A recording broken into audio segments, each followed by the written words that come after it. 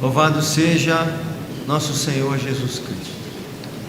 Abramos o texto sagrado, meus irmãos, na carta do apóstolo Paulo aos Efésios, capítulo 6, seguindo nossa sequência. Começamos lá no capítulo 1 e estamos agora no último capítulo já.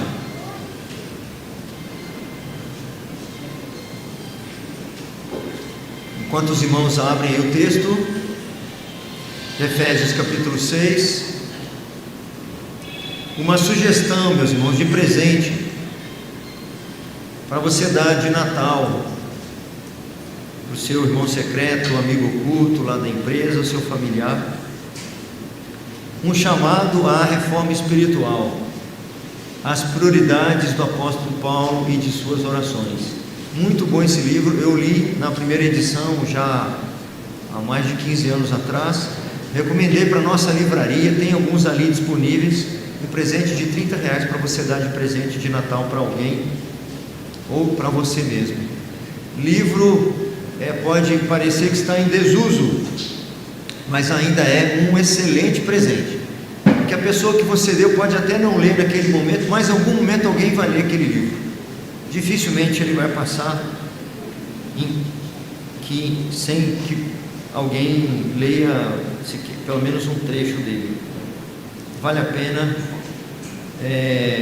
Do Dr. Carson, um grande exegeta de Novo Testamento. Tem ali disponível alguns na nossa livraria, é só procurar ali o Carlinhos ou a Fernanda depois do culto. Efésios capítulo 6, do verso 10 ao verso 20. Os irmãos acompanhem comigo a leitura do texto. Quanto ao mais, sede fortalecidos no Senhor e na força do seu poder. Revesti-vos de toda a armadura de Deus, para poderdes ficar firmes contra as ciladas do diabo. Porque a nossa luta não é contra o sangue e a carne, e sim contra os principados e potestades, contra os dominadores deste mundo tenebroso, contra as forças espirituais do mal nas regiões celestes. Portanto, tomai toda a armadura de Deus, para que possais resistir no dia mau, e depois de terdes vencido tudo, permanecer inabaláveis. Estai, pois, firmes, cingindo-vos com a verdade, e vestindo-vos da couraça da justiça. Calçai os pés com a preparação do evangelho da paz, embraçando sempre o escudo da fé, com o qual podereis apagar todos os dardos inflamados do maligno. Tomai também o capacete da salvação e a espada do Espírito, que é a palavra de Deus. O 18.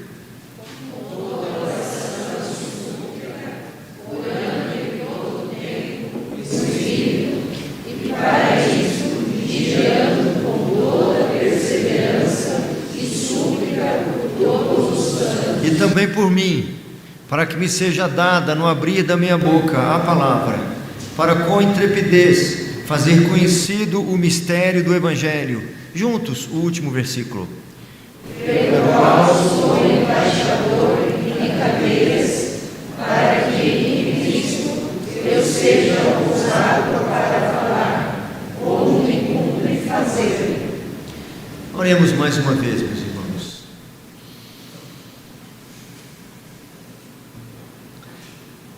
Senhor de misericórdia e graça,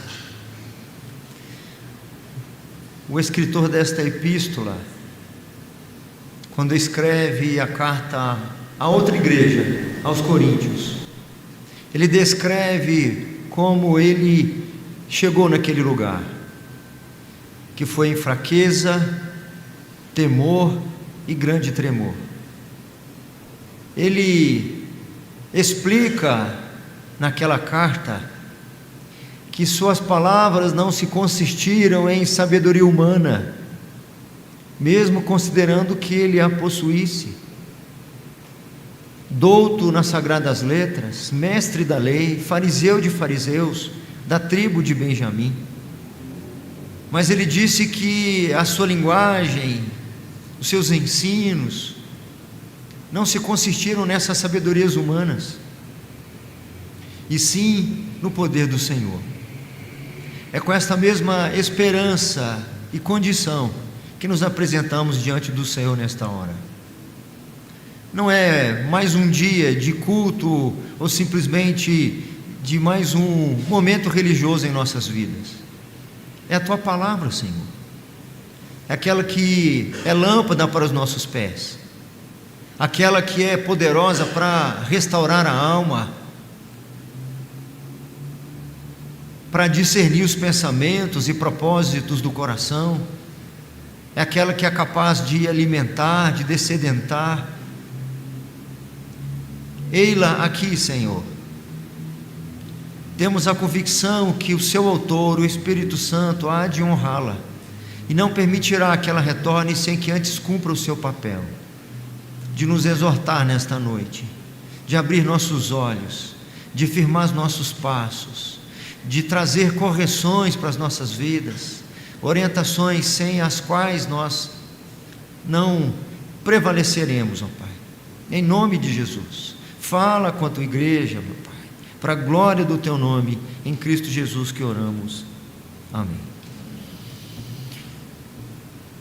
Eu hoje pela manhã fiz uma confissão, e eu de vez em quando faço algumas. Eu tenho uma certa dificuldade de pregar sermões encomendados, meio que com temas específicos. Algumas vezes no ano não tem jeito, não tem como pregar um sermão diferente no culto de ação de graças que não seja com essa temática. Não dá para falar da ressurreição de Jesus, não dá para deixar de falar da ressurreição de Jesus Cristo no nosso culto culto da ressurreição, no domingo pela manhã, naquele famoso culto da Páscoa.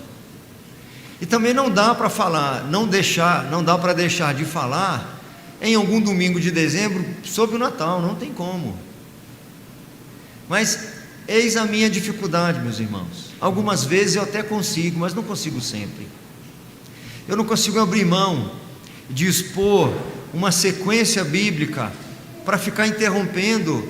Hoje é aniversário das mulheres, então vou abrir mão da exposição sistemática para procurar um texto que fala para as mulheres. Hoje eu prefiro fazer como alguém que eu procuro aprender, Calvino, que pregava expositivamente na sequência.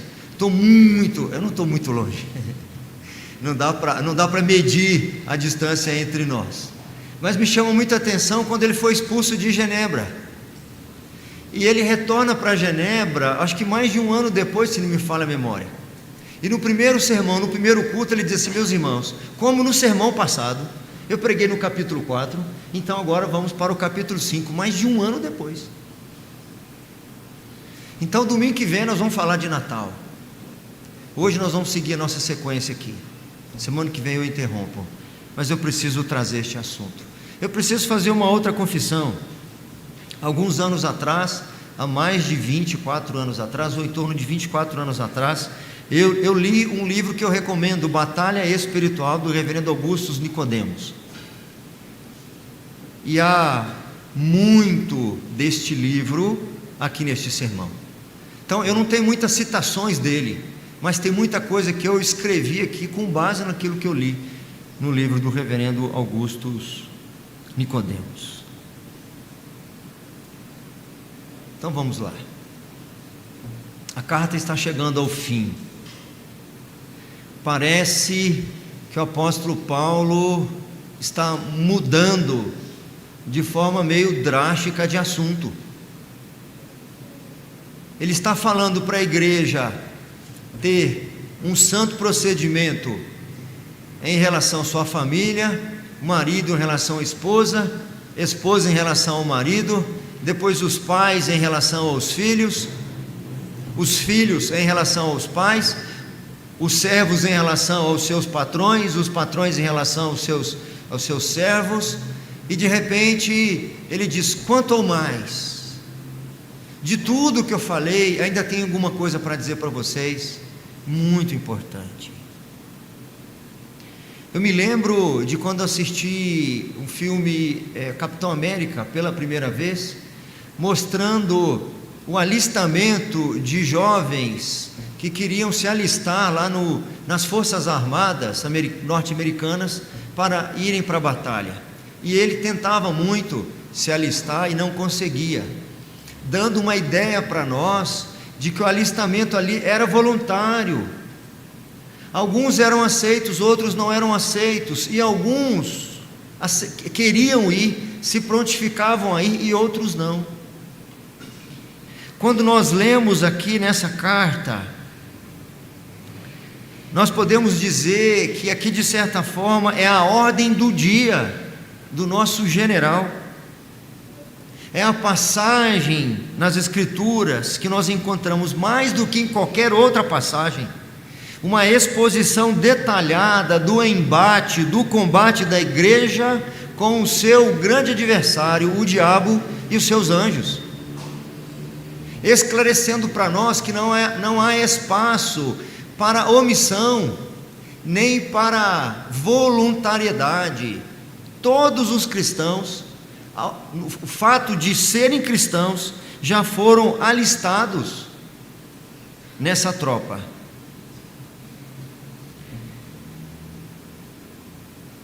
Se nós não tivéssemos essa passagem tão clara e fôssemos pedir para que alguns cristãos habilidosos pintassem um quadro para retratar a igreja,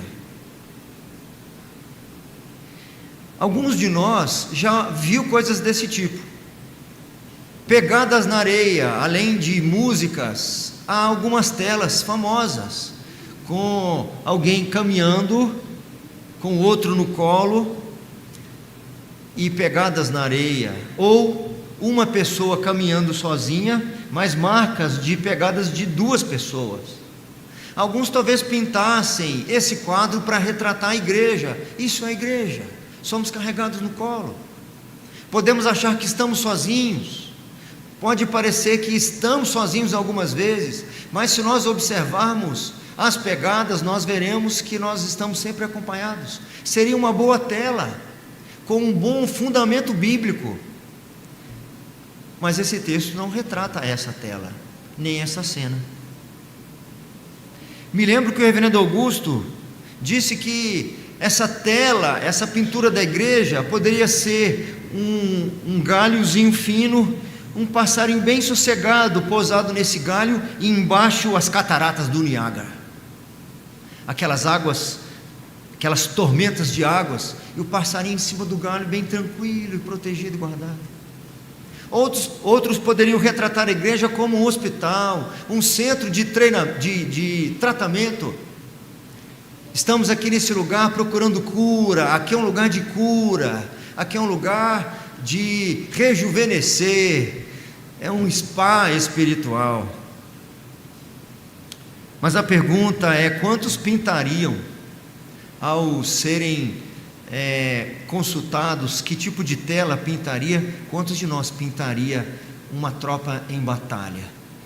Até feridos, até uma enfermaria, sim, mas quantos retratariam ali uma cena de combate, uma cena de guerra? O apóstolo Paulo, inspirado pelo Espírito Santo, faz isso aqui. Cristianismo é coisa séria. A carreira cristã é coisa muito séria. É questão de vida ou morte. Lida com realidades eternas que determinam o estado das pessoas atual e até mesmo seu estado futuro. É assim que o apóstolo Paulo faz a descrição aqui de Efésios 6, de 10 a 20. Nós precisamos nos preparar para a batalha. Não podemos viver como se nada estivesse acontecendo, como se nossa vida se limitasse àquilo que vemos e ouvimos, às questões humanas, meramente humanas e circunstanciais. Além da nossa vista, além das circunstâncias, existem situações invisíveis que são reveladas pelas Escrituras.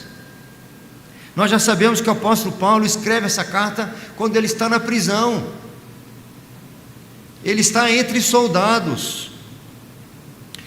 Tem o propósito de mostrar aos seus leitores bênçãos maravilhosas que a igreja recebe. Eu fiz aqui um breve resumo de cada um dos capítulos, imaginando que no final agora da carta, mesmo aqueles que estiveram o tempo todo talvez não se lembrassem, ou provavelmente haveria pessoas que não estiveram antes. Mas vamos fazer um resumo muito rápido aqui, um pequeno parágrafo de cada um. No capítulo 1, o apóstolo aqui descreve as bênçãos espirituais em Cristo, tais como o perdão de pecados, a adoção de filhos, predestinação, redenção, conversão, o selo do Espírito Santo. Ele fala da igreja como a consumação do plano de Deus, de fazer convergir em Cristo todas as coisas, sendo que a igreja é o ápice disso, irmãos. Isso é fabuloso. A igreja é a coroação, é a consumação de toda a obra divina.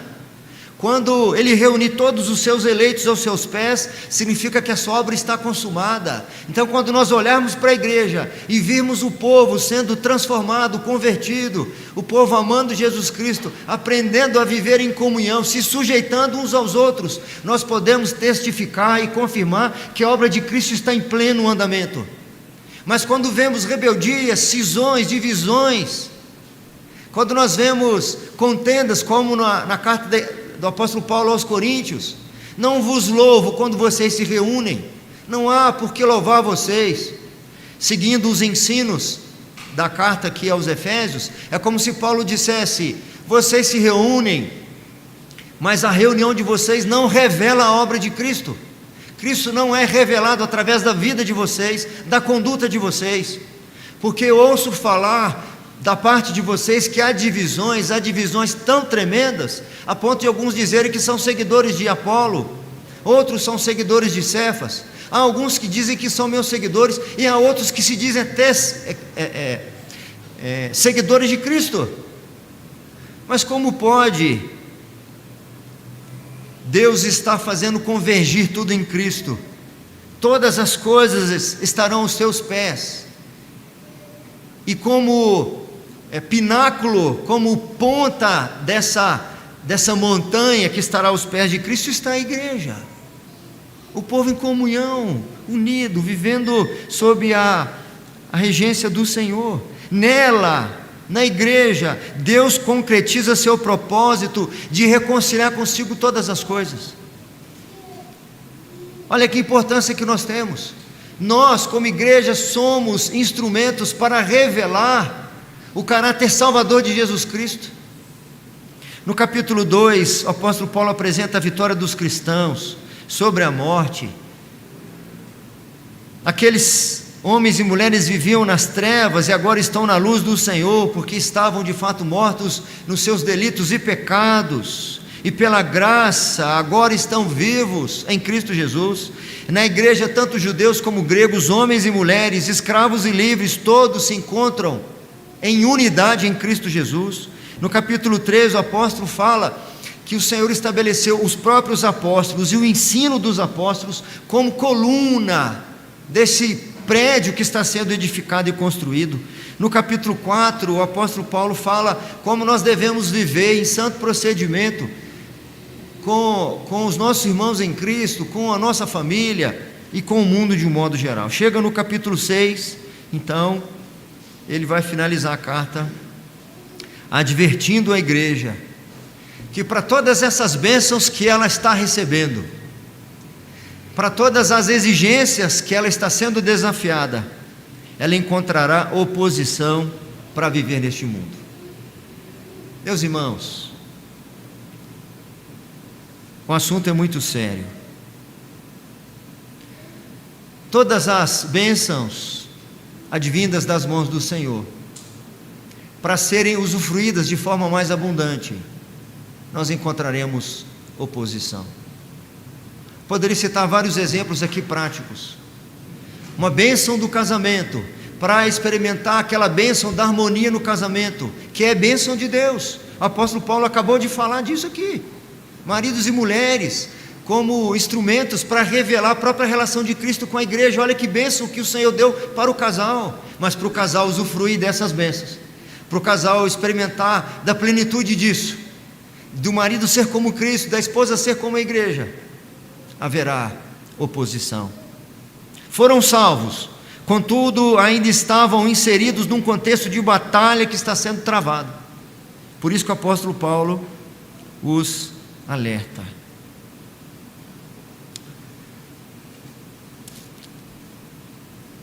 Nosso tema: epístolas da prisão, no caso, Efésios. O santo procedimento como guerreiros do Senhor. Esse é o nosso tema. É um tema grande, porque ele é um tema geral. Nós estamos caminhando nas epístolas da prisão. Estamos em Efésios. Depois nós manteremos epístolas da prisão e vamos para Filipenses, certo? Então esse início é meio geral. Depois é o tema mais específico, o santo procedimento, capítulo 4, 5 e 6, fala do santo procedimento. E agora esses versículos falam como ter esse santo procedimento como guerreiros do Senhor. Como? Em primeiro lugar, atentos às ciladas do diabo.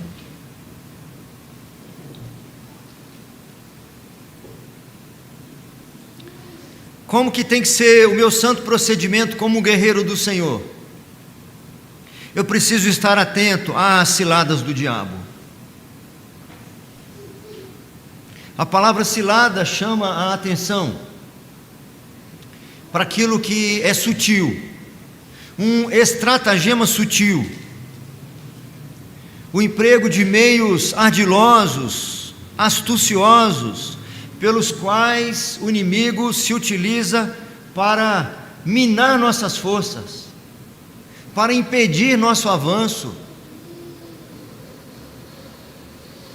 para ruir nossos relacionamentos, para trazer separação entre nós, para impedir-nos de usufruir as bênçãos maravilhosas que estão descritas nesta carta, bênçãos preciosas. São ciladas armadas pelo diabo ou estratégias astutas, estratagemas sutis para nos impedir de viver de modo digno da vocação do nosso evangelho. O apóstolo Paulo está dizendo para os crentes de Éfeso: quanto mais de tudo que eu falei para vocês, e infelizmente eu não tenho como repetir isso tudo aqui. No verso 10: sede fortalecidos no Senhor e na força do seu poder, revestivos de toda a armadura de Deus, para poderdes ficar firmes contra as ciladas do diabo. O apóstolo Paulo está orientando a igreja, está abrindo os olhos da igreja. Avaliem as circunstâncias na perspectiva espiritual. Abra os olhos de vocês para verem além das circunstâncias.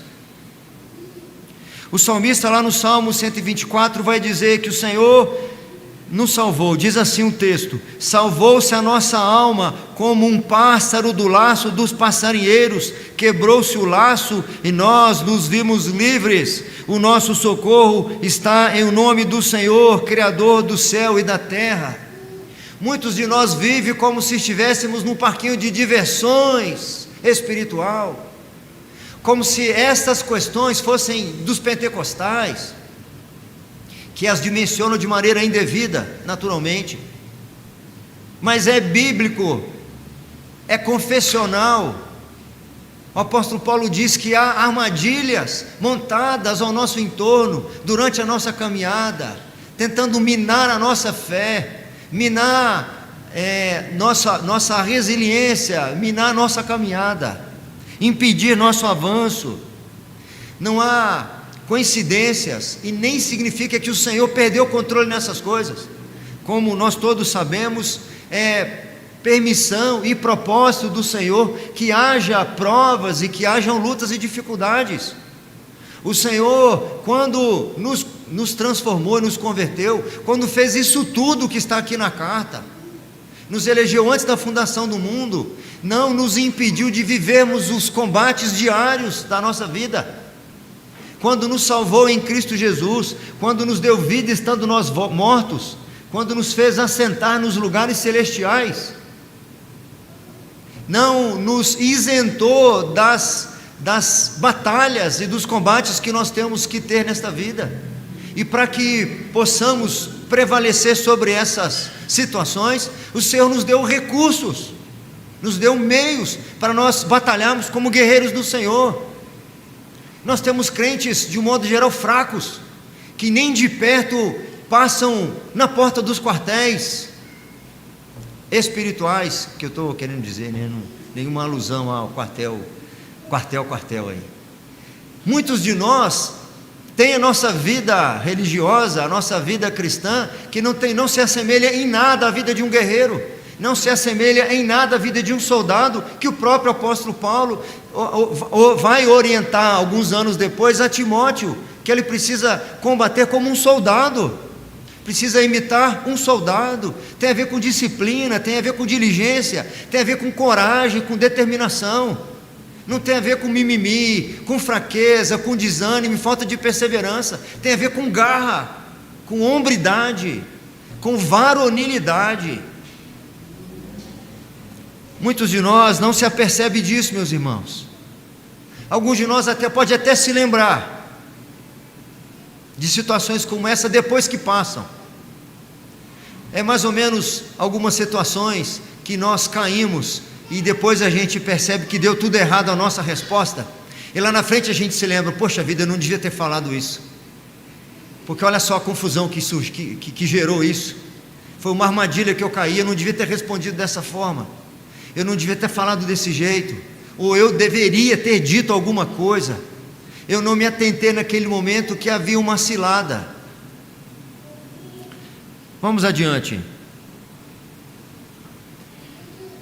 Como tem que ser o nosso santo procedimento como guerreiros do Senhor? Além de atentos às ciladas do diabo, identificando os verdadeiros adversários. Número 2, identificando os verdadeiros adversários. O verso 12, vamos reler juntos, se você tem aí, por favor. Porque a nossa luta não é contra o sangue e a carne, e sim contra os principados e potestades, contra os dominadores deste mundo tenebroso, contra as forças espirituais do mal nas regiões celestes. É por isso que o apóstolo Paulo diz: fortalecei-vos no Senhor e na força do seu poder. Vivam como combatentes e guerreiros do Senhor, porque o adversário de vocês é muito poderoso. A Escritura não nega isso para nós, meus irmãos. Nenhum de nós tem ascensão sobre os espíritos maus. Nenhum de nós tem poder sobre as obras das trevas. Nenhum de nós prevaleceria contra o diabo e os seus anjos. Nenhum de nós. Isso é para mostrar que nós dependemos do Senhor. Se nós não identificamos de fato que é o nosso adversário, nós não procuramos as armas adequadas, nós não procuramos nos fortalecer de forma apropriada. O apóstolo Paulo vai enumerar daqui a pouco aqui uma armadura, nos moldes dos soldados romanos, das legiões romanas. E apesar de estar preso numa prisão romana, envolto a juntas de soldados, ele não diz que o grande adversário do Evangelho é o Império Romano. Ele não diz que seu grande adversário é o Imperador Nero e suas legiões, seus milhares e milhares de soldados. Ele não diz que seus adversários são os algozes judeus que não se converteram, aqueles incircuncisos de coração. Ele não diz que seus adversários são aqueles fariseus que resistiram às palavras de Jesus Cristo. Ele está preso, mas diz: essas algemas não se opõem à pregação do Evangelho. Esses soldados não são os nossos adversários, assim como não é a sua esposa, o seu marido, assim como não é o seu irmão em Cristo. Mas nós insistimos muitas vezes em não nos aperceber quem de fato são os nossos adversários, e nós apontamos as nossas armas humanas, porque identificamos nossos adversários como humanos, e aí usamos armas humanas. Não falou comigo, eu não falo também. Falou mal de mim, eu falo também.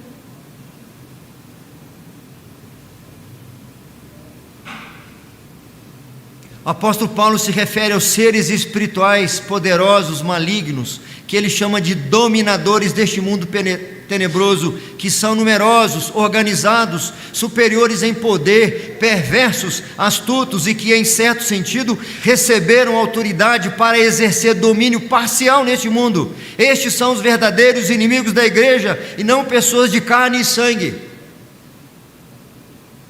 Eles são tão poderosos que na carta de Judas, o meio-irmão de Jesus Cristo, ele diz assim: quando o arcanjo Miguel contendia com Satanás acerca do corpo de Moisés, ele não usou de juízo infamatório, antes ele disse: o Senhor te repreenda. Foi o arcanjo Miguel, um dos primeiros príncipes do Senhor. E nós estamos acostumados a ver em televisão aí, a gente amarrar, está amarrado, a espada de fogo. Que espada de fogo? Eu já ouvi esse comentário muito interessante, irmãos. Dizem, e é verdade, que até os animais sabem quando você exala um cheiro de medo. Até um cachorro sabe quando você está com medo. Já vi situações como essa. O cavalo sabe quando você está com medo dele. Me lembro uma vez que com a igreja, não tinha nem casado ainda, a primeira igreja que eu estava trabalhando, a igreja da Nívia, ou não sei se já estava casado, pode ser que sim, que amanhã eu faço 24 anos de casado, irmãos. Eu oro por ela aí, para ela aguentar mais um pouco mais. E ainda foi ficar doente logo agora. Nós fomos para um hotel fazenda com a igreja, o povo, enchemos o ônibus, fomos passar o dia lá. E tinha um cavalo para passear. Aí o pessoal queria andar a cavalo. A pessoa montava no cavalo, ele não levantava a orelha, ficava com ela assim, baixadinha. Aí vinha um rapaz que tinha que ficar puxando assim, entendeu? Aí tinha aquele marmanjão, montava no cavalo, o cavalo não ia, irmãos, não ia, se o sujeito não puxasse. Quando o rapaz sentou no cavalo, ele botou o pé no estribo, ele já levantou as orelhas. É outro cavalo. Que isso? É outro cavalo. Ele botou o pé no estribo, o cavalo já levantou a orelha, já ficou empinadinho. Falei: rapaz, antes dele acabar de montar, o cavalo já queria saber para onde que é para correr. E nós menosprezamos aquele que vive ao nosso derredor, rugindo como leão, procurando alguém para devorar. Quer acabar com o seu casamento, entendeu? Quer acabar com o seu casamento. E toda vez que você deixa de lembrar dessas verdades, você foca, aponta as suas armas no alvo errado.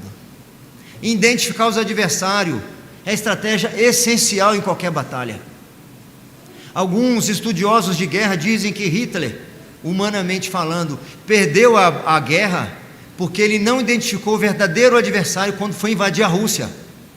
Era o frio. A Rússia já estava tombando, perdendo cidade após cidade. Ele já tinha conquistado metade da Europa, todo mundo passando aperto. Ele tinha frente de batalha em todos os lados. Ele avançava na Inglaterra, já tinha acabado com Polônia, França. Estava avançando na Rússia. Mas aí aquele inverno tenebroso acabou com as tropas alemãs. E muitos de nós não têm identificado de fato quais são os nossos adversários. O apóstolo Paulo via alguém além do imperador romano, algo maior e mais forte do que as poderosas legiões que o mantinham prisioneiro. Ele estava vendo os principados e potestades do mal, os verdadeiros dominadores deste mundo tenebroso, as forças espirituais da maldade nas regiões celestes. Ele via além do visível, enxergava um combate que se travava além das vistas humanas. Por detrás de todas as dificuldades colocadas em seu caminho estava um inimigo mais poderoso do que Nero. Seu problema não é aquele irmão que falou mal de você, é quem está por trás dele. Porque muitas vezes você aceita a provocação da esposa ou do marido, aceita a provocação do irmão ou de quem quer que seja, do amigo de trabalho, e você compra aquela briga, você cai naquela armadilha, e ele fica assistindo depois, vocês se degladiando lá, assistindo numa boa. e os crentes estão ali se devorando e o inimigo se regozijando. Crentes desatentos à Escritura Sagrada, alheios aos ensinos claros do apóstolo Paulo, que ficam com a primeira parte da carta: eleitos em Cristo Jesus, salvos antes da fundação do mundo, mas que precisam travar um combate e que receberam recursos para travar esse combate. No livro de Daniel há um texto tremendo, quando Daniel lá é afligido pelas notícias, ele então passa a jejuar e clamar ao Senhor. Ele passa 21 dias em oração e jejum, clamando ao Senhor.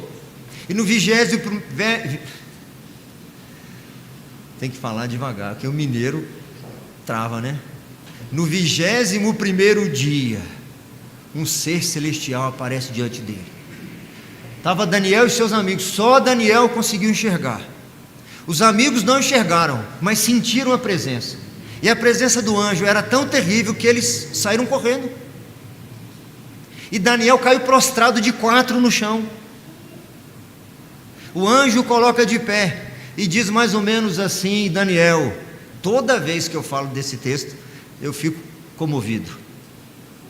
Vou falar devagar. Daniel, homem muito amado pelo Senhor. Você imagina, o anjo chega e diz assim: fulano, você é muito amado pelo Senhor. Desde o primeiro dia que você inclinou seu coração a jejuar e a buscar o Senhor, eu vim para te dar a resposta. Mas o príncipe da Pérsia me resistiu por 21 dias. O anjo que veio dar a resposta para ele não conseguiu chegar, porque havia uma potestade naquela região que o impedia. Aí ele diz: mas o arcanjo Miguel, um dos primeiros príncipes, veio em meu favor, então eu prevaleci. Se este ser humano, Daniel, muito amado pelo Senhor, caiu de 4 diante de um anjo que era inferior em estatura àquele príncipe da Pérsia, imagine então o próprio Daniel.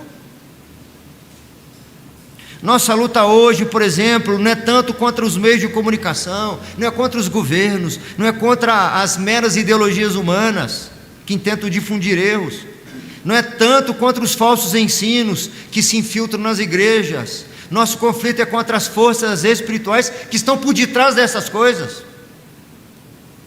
O conflito da igreja no passado não foi contra aqueles sistemas de governo que a perseguiam, mas com o que estava por trás disso.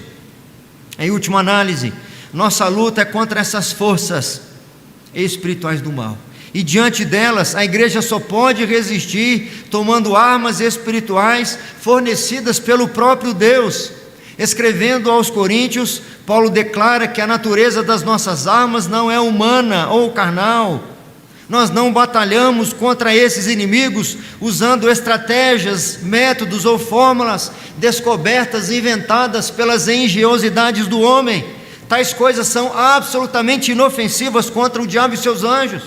Não adianta se afastar da esposa, separar desta. Não adianta se afastar da casa dos pais, não adianta se afastar desse irmão, ou simplesmente se afastar daquele departamento, daquele ministério. As armas da igreja são espirituais, fornecidas por Deus e apropriadas para o conflito com os anjos caídos. Na carta aos Coríntios ele diz assim, e se você se sentir à vontade para repetir, são apenas 3 versículos muito pequenos. Eu vou e você repete depois, se sentirem à vontade para isso. Porque, embora andando na carne, não militamos segundo a carne. Porque as armas da nossa milícia não são carnais, e sim poderosas em Deus para destruir fortalezas, anulando nós sofismas e toda altivez que se levante contra o conhecimento de Deus, e levando cativo todo o pensamento à obediência de Cristo. As armas que estão à nossa disposição, apesar de nós vivermos aqui na carne, vivermos numa esfera humana, as armas que nós temos à nossa disposição não são carnais. Ele as descreve aqui como o escudo da fé, como a espada do Espírito, como o Evangelho, como a justiça, como a verdade. Em terceiro e último lugar, como vivemos como guerreiros do Senhor, além de atentos às ciladas do diabo, além de identificar os verdadeiros adversários, também resistindo ao dia mau.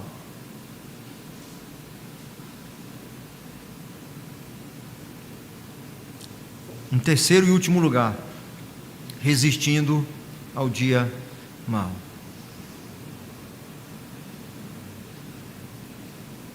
No final do versículo 12 que nós relemos, eu vou ler o versículo todo.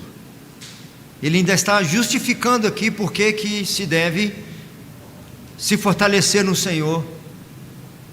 Ele diz assim: porque a nossa luta não é contra o sangue e a carne, sim contra os principados e potestades, contra os dominadores deste mundo tenebroso, contra as forças espirituais do mal nas regiões celestes. Desculpa.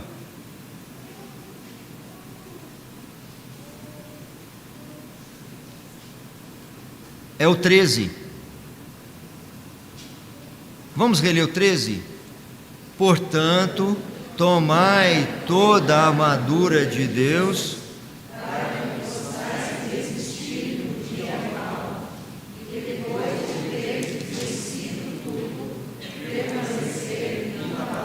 além de estarmos atentos às ciladas, além de identificar os nossos adversários, há mais esta razão, porque que devemos viver. O nosso procedimento precisa ser como soldados, como guerreiros do Senhor, porque nós precisamos resistir ao dia mau. É interessante que aí no capítulo 5, se você voltar à página, no versículo 16, o apóstolo Paulo diz assim: remindo o tempo, porque os dias, todos os dias são maus, neste mundo tenebroso, todos os dias são maus. Nós talvez não vejamos dessa forma. Na nossa perspectiva, muitos dias foram bons. Tem dias que nós não passamos por nenhum deserto, por nenhum dissabor. Foi bom para nós aquele dia. Nem sempre. Talvez os dissabores, na minha perspectiva, foram oportunidades que Deus me deu de crescer um pouco mais. Mas, considerando que alguns dias, nos nossos olhos, pareçam que tudo foi bem tranquilo, é porque o Senhor naquele dia me livrou de uma maneira que naquele dia Ele não permitiu que eu estivesse disponível para algumas situações. Não quer dizer que aquele dia deixou de ser mal. Aquele dia continuou sendo mal. A maldade continuou sendo praticada. A corrupção continuou alcançando corações. A perversão continuou assolando o mundo que nós estamos. Mas por que o apóstolo Paulo diz aqui então que eu tenho que me fortalecer no Senhor, dizendo aqui como se fosse um mal diferenciado, revestir de toda a armadura para que possais resistir no dia mau. Lá parece que é todo dia, tem que remir o tempo. Deixa eu voltar no verso 16, porque os dias são maus, está no plural, é a nossa existência caída, sujeito a ter dor de dente, viu, doutora? Sujeito a ter dor de dente. Eu falei, é porque ela está fazendo odontologia, mas adora. Sujeito a ter dor de cabeça, sujeito a ter uma decepção. Todos os dias estamos expostos. Mas aqui o apóstolo Paulo coloca no singular. Ele quer dizer que existem alguns dias que são mais maus do que os outros.